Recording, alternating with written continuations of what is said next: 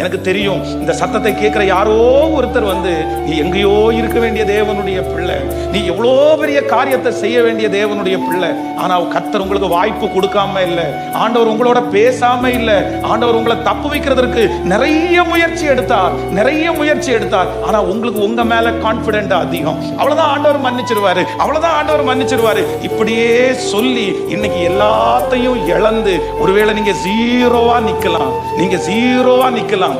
ஆனா இந்த மனுஷன் ஒன்னே ஒண்ணு பண்ணுனா, தான் ஜீரோ ஆகுற வரைக்கும் ஆண்டவரை தேடல, எல்லாத்தையும் இழக்கிற வரைக்கும் ஆண்டவரிடத்துல போய் நிக்கல, ஆனா எல்லாத்தையும் இழந்ததற்கு பிறகு கடைசியா ஆண்டவரிடத்துல போய் இந்த ஒரே ஒரு விஷயம் என்ன மன்னிக்க மாட்டீங்களா, எனக்கு இறங்க மாட்டீங்களா? வேதம் சொல்லுகிறது, எடுக்கப்பட்ட அந்த முடி அவனுக்கு முளைக்க தொடங்கினது.